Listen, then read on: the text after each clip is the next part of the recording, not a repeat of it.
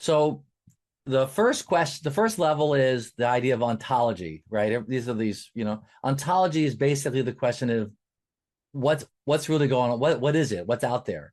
And so in our cases, what is the mind and how is it organized?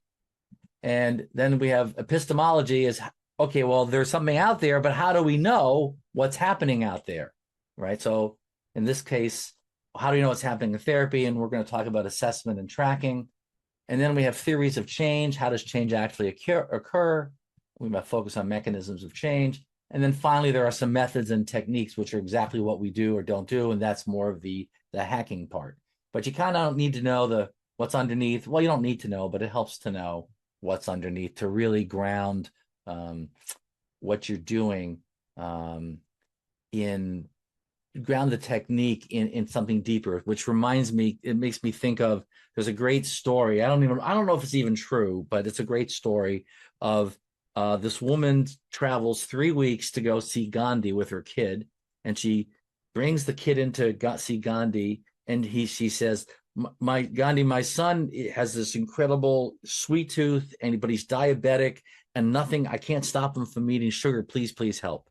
And so Gandhi sits there a minute. He says, well, okay, you're going to have to come back in 3 weeks and then I'll be able to help your son. The woman goes, well, okay, I guess. She had walked the whole way there. So she leaves, walks the whole way back, then comes back 3 weeks later, brings the kid. Kid sits down in front of Gandhi. Gandhi looks at the kid and says, you really need to stop eating sugar. It's bad for your health. At which point the kid says, okay, and stops eating, says, I won't eat sugar anymore, which he's never done before. Now, the woman, she's sitting there, she's kind of like happy, but she's like, well, but Gandhi, I mean, couldn't you have said that when I came 3 weeks ago? And Gandhi said, well, I could have, but at first I had to quit sugar myself. So that's the levels 1, 2, and 3 that we want to be aware of. Okay. So just, again, I don't want to get too wonky in this, but there are these different ontologies out in the world. There's realism, positivism, pragmatism, and constructivism. Realism thinks reality exists independent of our perceptions. And if you're a realist, then you think that there's such a thing as there's actually, pathology, and you have to correct and repair it. This is like the medical model. If you're a positivist, it says reality can be measured and studied scientifically. So we're going to look at maladaptive cognitive emotional mechanisms, and you're going to measure the variables. CBT is sort of in there, plus maybe some in realism. And then you get pragmatism, which says, well, reality is understood through what works. It's the patterns that no longer work for people well, and we need to find better patterns. This is where you find solution-focused therapy, Ericksonian hypnosis. So that's some part of where I come in. And then even more importantly is constructivism, which says reality is constructed through meaning and interpretation, and the way experience is organized is constructed, and we need to look at these constructions. So we're going to be playing a lot in the constructivism and pragmatism section, right? Because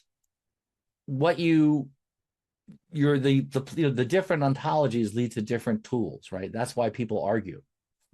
And if we want to break it down even simpler, we can look at 3 things.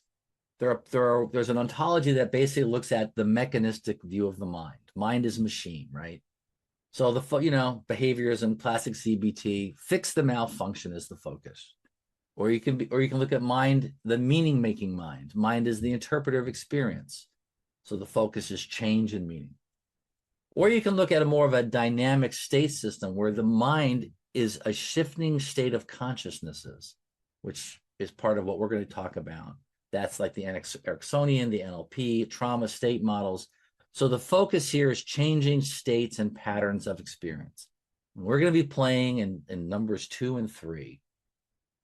So that's where we are. The point of view I'm suggesting is both constructivist and pragmatic.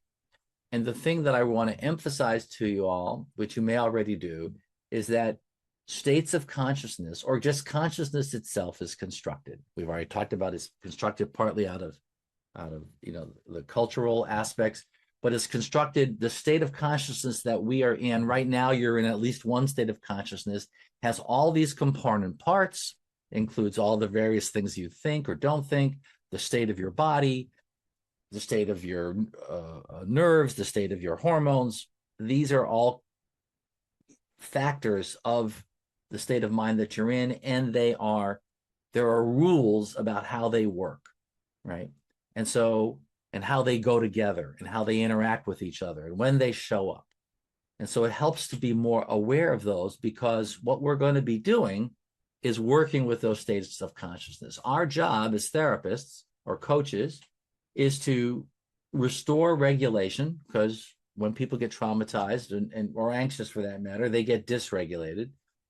Our job is not to talk to people about. We're not there to say, let me tell you what's wrong with you. Let me tell you what you ought to do.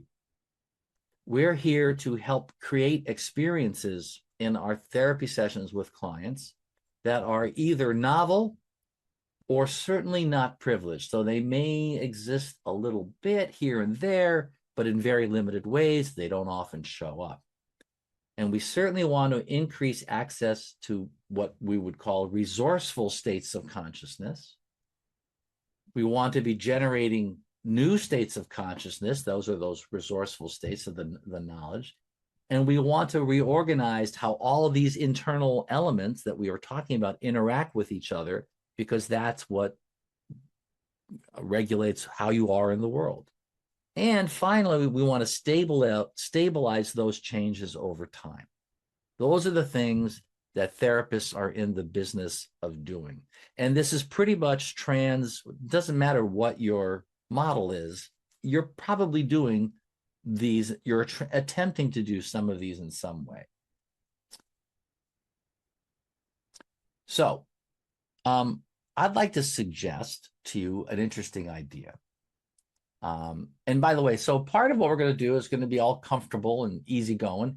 And some things we're going to do is I'm hoping will be a little disruptive in a good way, right? Because we're here to change and learn, and that means bringing out the old and putting in the new. So here's this new idea I'd like to suggest to you. There's no such thing as dissociation. So just notice how that lands. And what I would like to suggest, that instead of the idea of dissociation, the real question is, to where are you associated? That's the issue, because dissociation, the concept of dissociation is a positivist, realist idea, but in a constructivist world, the question really is, to where are you associated? And let me give you an idea. So this also fits in with the state of consciousness model. So if you have Fred here at the top, and Fred is we're also assuming there's a world that there are only two states of consciousness for the moment. Now, obviously, in real life, there's gajillions of states of consciousness. So here he is, Fred is in state A. Is he dissociated? Well, no, because he's simply associated to state A and not associated to state B. And if we go down here, we'd say, is Fred dissociated? Well, that's just the opposite. Well, he's associated to state B and he's not in state A. And in this world, you see the bicycle, this is normal. We normally move in and out of different states of consciousness all the time. You don't want, like if you're going to have a romantic evening, you don't want to be in the state of consciousness you're probably in right now. You want to be in a different one. What we call, what clinicians call dissociation, is really a special case called traumatic dissociation, where somebody is in state A and they can't get to state B, and state A is a place that is not functional for what's going on in the moment.